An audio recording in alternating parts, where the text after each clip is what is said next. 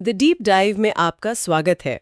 आज हम भारतीय कानून के इतिहास में एक बहुत ही दिलचस्प सफर पर निकलने वाले हैं। जी हाँ। ये सफर शुरू होता है 1980 में रतलाम की कुछ कह सकते हैं गंदी नालियों से, और हमें दिखाता है कि कैसे हमारी अदालतों ने केस दर केस पर्यावरण की सुरक्षा के लिए एक मजबूत कानूनी कवच तैयार किया। बिल्कुल। और ये सफर सिर्फ कानूनी सिद्धांतों का नहीं है, ये उन लोगों की कहानियों का भी है जिन्होंने अपने हक के लिए आवाज उठाई। हाँ, आज हम भारतीय पर्यावरण कानून के उन 6 सबसे जरूरी मामलों को समझेंगे जिन्होंने न सिर्फ कानून की किताबों को बदला बल्कि हमारे जीने के अधिकार को भी एक नया मतलब दिया। और ये खासकर कानून के छात्रों के लिए तो बहुत ही जरूरी है ताकि वो समझ सकें कि ये सिद्धांत कैसे विकसित हुए। एकदम। तो चलिए इस सफर की शुरुआत करते हैं पहले पड़ाव से। हमारा पहला केस है म्यूनिसिपल काउंसिल रतलाम बनाम वर्धीचंद। ये 1980 में सुप्रीम कोर्ट पहुंचा था। रतलाम? अच्छा। रतलाम के कुछ नागरिक अपनी ही नगर परिषद से परेशान थे। मामला था खुली नालियों का, सार्वजनिक जगहों पर फैली गंदगी का और पास की एक शराब फैक्ट्री से आने वाली बदबू और प्रदूषण का। मतलब एक आम नागरिक की रोजमर्रा की समस्या। लेकिन इसमें कानूनिक तौर पर दिलचस्प क्या हुआ? नगर परिषद ने जरूर कोई ना कोई बहाना बनाया होगा। अरे बिल्कुल सही पकड़ा आपने। नगर परिषद का जवाब बहुत सीधा था। क्या कहा उन्होंने? उन्होंने कहा हमारे पास फंड्स नहीं है। अच्छा, पैसे की कमी। हाँ, पैसे की कमी है, हम क्या करें। और बस यहीं से ये केस दिलचस्प हो जाता है। कानूनी सवाल ये था कि क्या कोई सरकारी संस्था पैसे की कमी का बहाना बनाकर अपनी कानूनी जिम्मेदारी से बच सकती है। हाँ, अपनी जिम्मेदारी यानी नागरिकों को साफ सुथरा माहौल देने की जिम्मेदारी से मुंह मोड़ सकती है। ये तो आज भी हर जगह सुनने को मिलता है। बजट नहीं है। तो सुप्रीम कोर्ट ने इस दलील का क्या किया? सुप्रीम कोर्ट ने इस दलील को पूरी तरह से खारिज कर दिया। जस्टिस कृष्णा अय्यर ने एक ऐतिहासिक फैसला सुनाते हुए कहा कि वित्तीय अक्षमता कोई बहाना नहीं हो सकती। अच्छा। अगर कानून आपको कोई जिम्मेदारी देता है तो आपको उसे पूरा करने के लिए संसाधन जुटाने ही होंगे। लेकिन कोर्ट यही नहीं रुका। नहीं। उन्होंने एक और बड़ी बात कही जो इस केस की सबसे बड़ी देन है। और वो क्या थी? कोर्ट ने कहा कि एक प्रदूषण मुक्त वातावरण में रहना अनुच्छेद 21 के तहत दिए गए जीवन के अधिकार का एक अभिन्न अंग है। मतलब जीने का अधिकार सिर्फ सांस लेने तक सीमित नहीं है। बिल्कुल, बल्कि एक स्वस्थ और स्वच्छ वातावरण में गरिमा के साथ जीने का अधिकार है। ये उस समय के लिए मतलब सोचिए एक बहुत बड़ी और प्रगतिशील सोच थी। अच्छा, तो कोर्ट ने सिर्फ नगर परिषद को डांटा नहीं बल्कि हमारे एक मौलिक अधिकार के दायरे को ही बड़ा कर दिया। एकदम। तो इस केस का महत्व ये हुआ कि इसने पहली बार स्थानीय निकायों को सीधे तौर पर जवाबदेह बनाया और पर्यावरण के अधिकार को एक मौलिक अधिकार का दर्जा दिया। एकदम सही। रतलाम केस वो नींव का पत्थर है जिस पर पर्यावरण कानून की आज की पूरी इमारत खड़ी है। तो 1980 में कोर्ट ने ये तो कह दिया कि साफ सफाई और एक स्वच्छ स्थानीय वातावरण आपका मौलिक अधिकार है। पर ये बात एक शहर की नगरपालिका तक ही सीमित थी। सवाल ये था कि क्या ये अधिकार पूरे देश के लिए और हवा पानी जैसे बड़े राष्ट्रीय मुद्दों के लिए भी लागू होता है? और इसी सवाल का जवाब हमें करीब एक दशक बाद 1991 के एक बहुत ही अजीब केस में मिला। अजीब? हाँ। केस का नाम था सुभाष कुमार बनाम बिहार राज्य। अजीब क्यों? इसमें क्या हुआ? इस मामले में एक व्यक्ति ने जनहित याचिका यानी PIL दायर की। आरोप लगाया कि टाटा स्टील कंपनी अपनी फैक्ट्री का कचरा और कीचड़ सीधे बोकारो नदी में डाल रही है। तो ये तो प्रदूषण का सीधा मामला है। हाँ, पहली नजर में ये पर्यावरण की रक्षा के लिए एक अच्छी PIL लगती है। हाँ, बिल्कुल। तो फिर इसमें गड़बड़ कहाँ थी? गड़बड़ थी याचिकाकर्ता की नीयत में। जब कोर्ट ने मामले की जांच की तो पता चला कि याचिकाकर्ता का कंपनी से कोई पुराना झगड़ा था। ओहो। और उसने ये PIL सार्वजनिक हित में नहीं बल्कि अपनी निजी दुश्मनी निकालने के लिए दायर की थी। इसलिए कोर्ट ने याचिका को खारिज कर दिया। तो ये तो बड़ी अजीब बात है। याचिकाकर्ता की नीयत साफ नहीं थी, केस खारिज हो गया, फिर भी हम इसे एक लैंडमार्क केस मान रहे हैं। बिल्कुल। ये तो ऐसा हुआ कि गेंदबाज ने नो बॉल फेंकी और बल्लेबाज ने उस पर छक्का मार दिया। हाँ, आपने एकदम सही एनालॉजी दी है। यही इस केस की खूबसूरती और महत्व है। कोर्ट ने याचिकाकर्ता के इरादों को दरकिनार कर दिया और कहा कि हम इस मौके का इस्तेमाल एक बहुत बड़ी और जरूरी बात कहने के लिए करेंगे। अच्छा। कोर्ट ने कहा कि मुद्दा चाहे जो भी हो, हम आज ये तय कर रहे हैं कि प्रदूषण मुक्त पानी और हवा में जीने का अधिकार अनुच्छेद 21 के तहत एक मौलिक अधिकार है। कमाल है, मतलब कोर्ट ने एक खारिज हुई याचिका का इस्तेमाल एक बहुत बड़े अधिकार को स्थापित करने के लिए कर लिया। ये न्यायिक रणनीति का एक बेहतरीन उदाहरण है। हाँ, इस केस ने भविष्य में पर्यावरण से जुड़ी सच्ची जनहित याचिकाओं के लिए दरवाजा खोल दिया। इसने ये साफ कर दिया कि कोई भी नागरिक अगर उसके इलाके की हवा या पानी प्रदूषित हो रहा है तो वो सीधे सुप्रीम कोर्ट जा सकता है और अपने मौलिक अधिकार की मांग कर सकता है। बिल्कुल। ठीक है, तो अब हमारे पास एक मौलिक अधिकार है, लेकिन अधिकार तब तक अधूरे हैं जब तक उन्हें लागू करने के लिए मजबूत उपाय न हो। सही बात है। क्या होगा अगर कोई बड़ी कंपनी कोई भयानक हादसा कर दे, जैसे कोई गैस लीक? तब जिम्मेदारी कैसे तय होगी? आप बिल्कुल सही दिशा में सोच रही हैं और भारत को इस सवाल का सामना बहुत ही दुखद तरीके से करना पड़ा। भोपाल गैस त्रासदी के ठीक बाद हाँ, दिल्ली में भी एक ऐसी ही घटना हुई। ये हमें हमारे अगले केस पर ले आता है, MC मेहता बनाम भारत संघ, जिसे ओलियम गैस लीक केस 1986 के नाम से जाना जाता है। ओलियम गैस लीक, इसके बारे में बताइए। दिल्ली के एक घनी आबादी वाले इलाके में श्रीराम फूड एंड फर्टिलाइजर्स नाम की एक फैक्ट्री से जहरीली ओलियम गैस लीक हो गई। ओह, इससे एक वकील की मौत हो गई और कई लोग बीमार पड़ गए।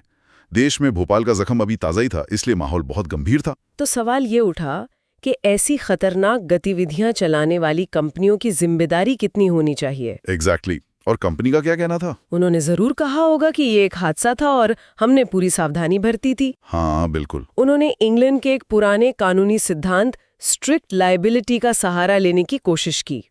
इस सिद्धांत के तहत कुछ अपवादों में कंपनी को जिम्मेदारी से छूट मिल सकती थी। अच्छा। लेकिन सुप्रीम कोर्ट ने कहा नहीं, अब और नहीं।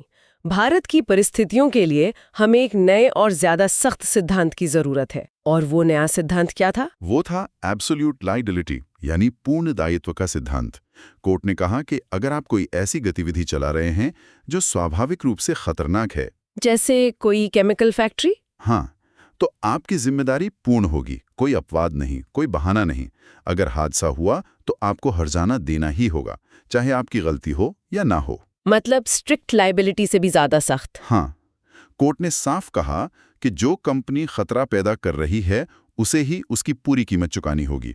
अच्छा। और कोर्ट ने एक और क्रांतिकारी बात कही, जिसे डीप पॉकेट थियरी कहते हैं। Deep pocket theory? इसका मतलब मुआवजे की रकम कंपनी की हैसियत के हिसाब से तय होगी।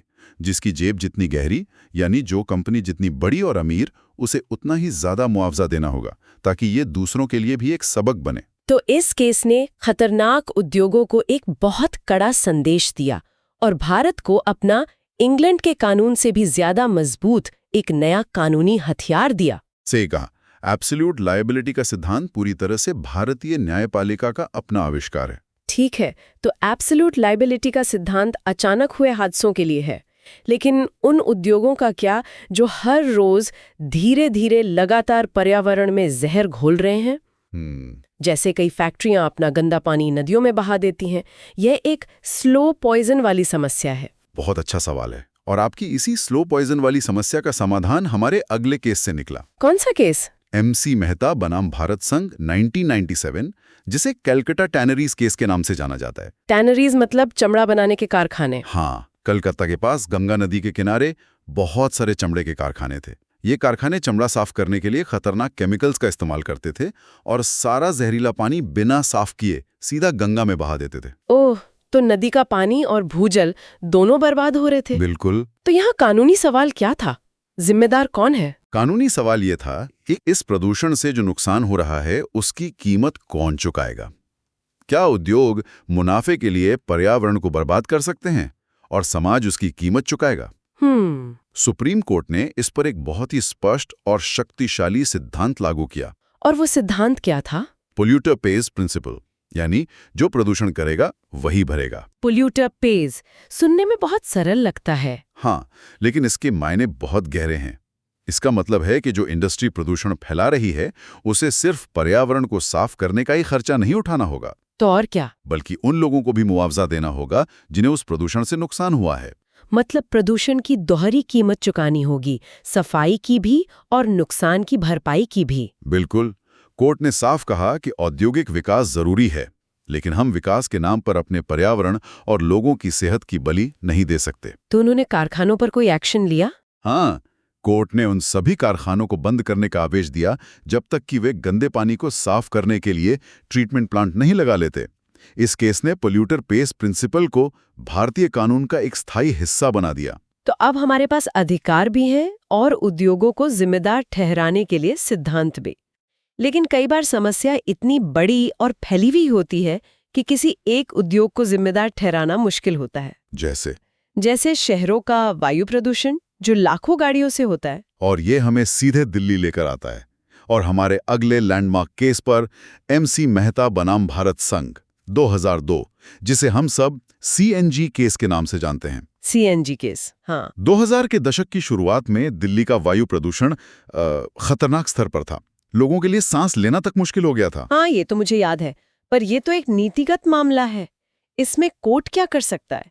ये तो सरकार का काम है कि वो प्रदूषण नियंत्रण के लिए नीतियां बनाए। यही इस केस का सबसे महत्वपूर्ण कानूनी सवाल था। जब कार्यपालिका यानी सरकार जन स्वास्थ्य से जुड़े इतने बड़े मुद्दे पर नाकाम हो रही हो, तो क्या न्यायपालिका मूक दर्शक बनी रह सकती है? नहीं रह सकती। सुप्रीम कोर्ट ने तय किया कि वो ऐसा नहीं कर सकती। उन्होंने एक बहुत ही सक्रिय भूमिका निभाई, जिसे जुडिशियल एक्टिविज्म कहते हैं। Judicial activism. तो कोर्ट ने किया क्या? कोर्ट ने दिल्ली के वायु प्रदूषण को अनुच्छेद 21 के तहत जीवन के अधिकार का सीधा उल्लंघन माना, और उन्होंने सिर्फ सरकार को सलाह या निर्देश नहीं दिया, बल्कि एक बहुत ही ठोस और बड़ा आदेश जारी किया। क्या आदेश था? उन्होंने कहा कि दिल्ली की पूरी पब्लिक ट्रांसपोर्ट फ्लीट, यानी सभी बसें, ऑटो रिक्शा और टैक्सी को डीजल और पेट्रोल से हटाकर CNG पर चलना होगा। ये तो बहुत बड़ा फैसला था। इसका तो जबरदस्त विरोध हुआ होगा। बहुत विरोध हुआ। ट्रांसपोर्ट लॉबी और सरकार ने भी कई मुश्किलें बताईं, लेकिन कोर्ट अपनी बात पर अड़ा रहा और उन्होंने एक और अनोखा तरीका अपनाया। वो क्या? उन्होंने कंटिन्यूइंग मैंडेमस का इस्तेमाल किया। कंटिन्यूइंग मैंडेमस, ये क्या होता है? इसका मतलब है कि कोर्ट ने सिर्फ आदेश देके केस को बंद नहीं कर दिया। वो सालों तक इस मामले की सुनवाई करते रहे, समय समय पर सरकार और अधिकारियों से प्रोग्रेस रिपोर्ट मांगते रहे। अच्छा। और ये सुनिश्चित किया कि उनका आदेश सिर्फ कागज पर न रह जाए, बल्कि जमीन पर लागू हो। कोर्ट एक तरह से पूरे प्रोजेक्ट का सुपरवाइजर बन गया था। वाह! तो ये केस दिखाता है कि पर्यावरण की रक्षा के लिए कोर्ट किस हद तक जा सकती है, यहाँ तक कि बड़े नीतिगत फैसले भी लागू करवा सकती है। बिल्कुल। ये केस न्यायिक सक्रियता और निवारक उपायों, मतलब प्रिवेंटिव मेजर्स, का एक क्लासिक उदाहरण है। समस्या के होने का इंतजार मत करो, उसे होने से रोको। तो हमने अब तक जो सफर तय किया है, उसमें हमने देखा कि कैसे कोर्ट ने स्थानीय सफाई को मौलिक अधिकार बनाया, फिर हवा पानी के अधिकार को स्थापित किया, फिर एब्सोल्यूट लायबिलिटी और पोल्यूटर पेज जैसे सिद्धांत बनाए, और फिर खुद एक सुपरवाइजर बनकर उन्हें लागू भी करवाया। ऐसा लगता है जैसे कोर्ट ने पर्यावरण की रक्षा के लिए एक पूरा कानूनी शस्त्रागार ही तैयार कर दिया। बिल्कुल। क्या कोई ऐसा केस है जिसने इन सभी बिखरे हुए विचारों को एक साथ लाकर एक मजबूत कानूनी ढांचा दिया हो? बहुत सही सवाल, और इसका जवाब है हाँ। एक केस है जिसे इन सभी सिद्धांतों का ग्रैंड सिंथेसिस माना जाता है। वो है 1996 का वेल्लोर सिटीजन्स वेलफेयर फोरम बनाम भारत संघ का मामला। इसके बारे में बताइए। ये केस भी तमिलनाडु के चमड़ा कारखानों से होने वाले प्रदूषण से जुड़ा था, जो अपना गंदा पानी खेती की जमीन और पालार नदी में छोड़ रहे थे। ठीक है। इस केस का महत्व इसलिए बहुत ज्यादा है क्योंकि सुप्रीम कोर्ट ने एक फैसले में 3 बड़े अंतर्राष्ट्रीय पर्यावरण सिद्धांतों को आधिकारिक तौर पर भारतीय कानून का हिस्सा घोषित कर दिया। 3 सिद्धांत एक ही केस में? वो कौन कौन से थे? पहला, सस्टेनेबल डेवलपमेंट यानी सतत विकास। मतलब हमें ऐसा विकास करना है जो आज की जरूरतें तो पूरी करे, लेकिन आने वाली पीढ़ियों के पर्यावरण से समझौता ना करे। विकास और पर्यावरण के बीच एक संतुलन। बिल्कुल। दूसरा, द प्रिकॉशनरी प्रिंसिपल यानी सतर्कता सिद्धांत। ये बहुत महत्वपूर्ण है। इसका क्या मतलब है? इसका मतलब है कि अगर किसी गतिविधि से पर्यावरण को गंभीर नुकसान होने का खतरा है, तो वैज्ञानिक प्रमाणों की कमी को उस गतिविधि को रोकने में आड़े नहीं आने दिया जाएगा, यानी बेटर सेफ देन सॉरी। अच्छा। और तीसरा? और तीसरा, द पोल्यूटर पेज प्रिंसिपल, जिसकी बात हम पहले ही कर चुके हैं। सतर्कता सिद्धांत वाला पॉइंट बहुत दिलचस्प है। मतलब हमें किसी प्रोजेक्ट के खतरनाक होने का 100% सबूत मिलने तक इंतजार करने की जरूरत नहीं है। अगर खतरे की आशंका भी है तो हम उसे रोक सकते हैं। एकदम सही। और इसी से जुड़ी एक और बड़ी बात कोर्ट ने कही, उन्होंने सबूत का भार मतलब बर्डन ऑफ प्रूफ पलट दिया। पलट दिया? कैसे? अब तक नागरिकों को ये साबित करना पड़ता था कि कोई फैक्ट्री प्रदूषण कर रही है। इस फैसले के बाद अब उद्योग को ये साबित करना होगा कि उनकी गतिविधियां पर्यावरण के लिए पूरी तरह से सुरक्षित हैं। तो जिम्मेदारी अब प्रदूषण फैलाने वाले पर डाल दी गई। बिल्कुल। ये तो गेम चेंजर था। तो वेल्लोर केस ने इन सभी अंतर्राष्ट्रीय सिद्धांतों को भारतीय कानून में लाकर पर्यावरण की कानूनी लड़ाई को एक बहुत ही मजबूत आधार दे दिया। इसीलिए इसे एक फाउंडेशनल केस कहा जाता है। इसने हमारे पर्यावरण कानून को वैश्विक मानकों के बराबर लाकर खड़ा कर दिया। तो आज हमने भारतीय पर्यावरण कानून के इस शानदार सफर को देखा। रतलाम केस से जीवन के अधिकार में पर्यावरण को जोड़ा गया। ओलियम गैस लीक केस ने एब्सोल्यूट लायबिलिटी का देसी और सख्त सिद्धांत दिया। और फिर वेल्लोर और कलकत्ता टैनरीज जैसे मामलों ने पोल्यूटर पेज, प्रिकॉशनरी प्रिंसिपल और सस्टेनेबल डेवलपमेंट जैसे वैश्विक सिद्धांतों को हमारे कानून का हिस्सा बना दिया। बिल्कुल। इन केसों ने मिलकर एक ऐसा सुरक्षा कवच बनाया है जो हमारे पर्यावरण को कानूनी संरक्षण देता है। इस पूरी चर्चा के बाद मेरे मन में एक सवाल आ रहा है जो शायद हमारे श्रोताओं को भी सोचने पर मजबूर करे। पूछिए।